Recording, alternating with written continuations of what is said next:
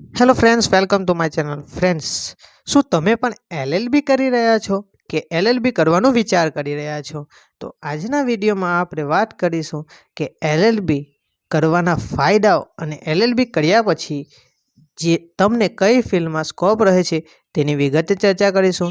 જો હજુ સુધી જો તમે અમારી યુટ્યુબ ચેનલ પર નવા હો તો ચેનલને ઝડપથી સબસ્ક્રાઈબ કરજો અને તમારા ફ્રેન્ડ સર્કલ સુધી પણ આ એલએલબીના ફાયદાઓ અને સ્કોપનો વિડીયો શેર કરજો.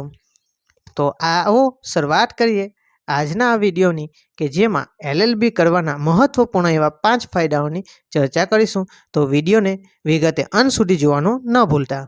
એલએલબીની ડિગ્રી પ્રાપ્ત કરેલો છો ત્યારબાદ તમે લોયર તો કહેવાઓ છો, પરંતુ ત્યારબાદ તમારે એડવોકેટ બનવા માટે બીસીઆઈ દ્વારા લેવામાં આવતી એઆઈબીની એક્ઝામ પાસ કરવાની હોય છે. જેવી તમે એઆઈબીની એક્ઝામ પાસ કરો છો એટલે તમે એડવોકેટ તરીકે માન્યતા મળે છે અને તમે કોર્ટમાં પ્રેક્ટિસ કરી શકો છો.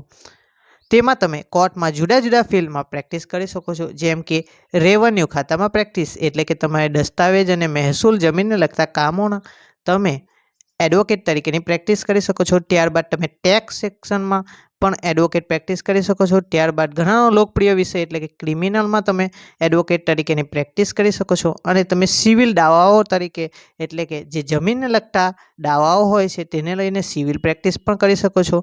ત્યારબાદ તમે ફેમિલીને લગતા કેસ, એટલે કે ડિવોર્સ હોય, ભરણપોષણ હોય તેવા વકીલ તરીકે પણ તમે પ્રેક્ટિસ કરી શકો. એલએલબી કરવાના બીજા એવા મહત્વપૂર્ણ ફાયદાની વાત કરીએ તો ઘણા લોકો ઈચ્છતા હોય છે કે તેઓ સરકારી વકીલ બને. તો સરકારી વકીલ બનવા માટે તમારે એલએલબીની ડિગ્રી મેળવ્યા બાદ જીપીએસસી દ્વારા પીપી કાં તો એપીપીની પરીક્ષા લેવામાં આવે છે. આ પબ્લિક પ્રોસિક્યુટર અને આસિસ્ટન્ટ પબ્લિક પ્રોસિક્યુટરની પરીક્ષા તમારે પાસ કરીને તમે સરકારી વકીલ બની શકો છો અને સરકારના જે કેસો હોય છે તેને તમારે એડવોકેટ તરીકે, સરકારી એડવોકેટ તરીકે કોર્ટમાં પ્રેઝન્ટ કરવાના હોય છે અને તમે ખૂબ સારી સેલેરી સાથે સરકારમાં કામ કરી શકો છો અને આ પીપી અથવા આસિસ્ટન્ટ પબ્લિક પ્રોસિક્યુટર અને સરકારી વકીલ તમે બની શકો છો. તો ફ્રેન્ડ્સ, હવે એલએલબીના બીજા એવા મહત્વપૂર્ણ ફાયદાની વાત કરીએ તો તમે એડવોકેટ તરીકે નોટરી પણ મેળવી શકો છો. અને નોટરીનું લાયસન્સ મેળવવા માટે જ્યારથી તમે એઆઈબી એક્ઝામ પાસ કરો છો અને બાર કાઉન્સિલ ઓફ ઇન્ડિયામાં રજિસ્ટ્રેશન થાઓ છો અને કોર્ટમાં પ્રેક્ટિસ સ્ટાર્ટ કરો છો એડવોકેટ તરીકેની, આ આફ્ટર સ્ટાર્ટિંગ પ્રેક્ટિસ કર્યાના જો તમે જનરલ કેટેગરીમાંથી બિલોંગ કરો છો તો તમારે 10 યર પછી, એટલે કે તમારે 10 વર્ષ પ્રેક્ટિસ ના થાય ત્યારબાદ તમે આ નોટરી તરીકે લાયસન્સ મેળવવા માટે એપ્લાય કરી શકો છો અને તમે નોટરીનું લાયસન્સ મેળવી શકો છો. અને જો તમે એસસી એસટી કાં તો ઓબીસી કેટેગરીમાંથી બિલોંગ કરો છો તો તમારી કોર્ટની પ્રેક્ટિસ 7 વર્ષની થાય ત્યારબાદ તમે આ નોટરી મેળવવા માટે એપ્લાય કરી શકો છો અને નોટરીનું લાયસન્સ મેળવી શકો છો.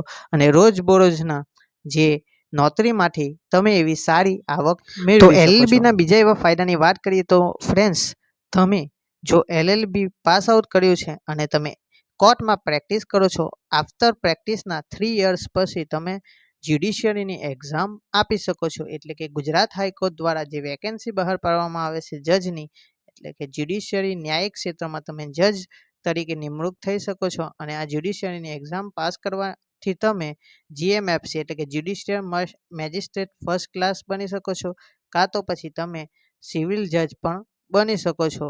તેના માટે તમારે આ જ્યુડિશિયરી એક્ઝામ પાસ કરવી કમ્પલસરી હોય છે. તો ફ્રેન્ડ્સ, હવે એલએલબીના બીજા એવા કોમન ફાયદાની વાત કરીએ તો તેમાં તમે ગવર્મેન્ટ તરફથી લેવામાં આવતી એવી કોમ્પિટિટિવ એક્ઝામ પાસ કરીને આઈબીપીએસ લો ઓફિસર, ગવર્મેન્ટ લો ઓફિસર જેવી પરીક્ષાઓ પાસ કરી તમે ગવર્મેન્ટ ખાતામાં સારી સેલેરી સાથે કરિયર બનાવી શકો છો. ત્યારબાદ જો તમે એલએલબી અને એલએલએમ પીએચડી કરો છો ત્યારબાદ તમે લો કોલેજીસમાં પ્રોફેસર તરીકેની કામગીરી પણ કરી શકો છો અને સારી એવી સેલેરી મેળવી શકો. તો ફ્રેન્ડ્સ, આ એલએલબીના ફાયદાઓને લગતો વિડીયો તમને કેવો લાગ્યો કમેન્ટ સેક્શનમાં જણાવજો. અને હજુ સુધી જો કોઈ તમારા પ્રશ્ન હોય તો પ્રશ્નો પર કોમેન્ટમાં પૂછજો અને તમારા ફ્રેન્ડ સર્કલ સુધી પણ આ એલએલબીના ફાયદાઓને શેર કરજો. ને હજુ સુધી જો તમે આ અમારી યુટ્યુબ ચેનલ પર નવા હો તો ચેનલને ઝડપથી સબસ્ક્રાઈબ કરજો. ને વિડીયો ગમે તો વિડીયોને લાઇક કરજો. મળીએ છીએ નવા વિડીયોમાં, ત્યાં સુધી જય હિન્દ, જય ભારત.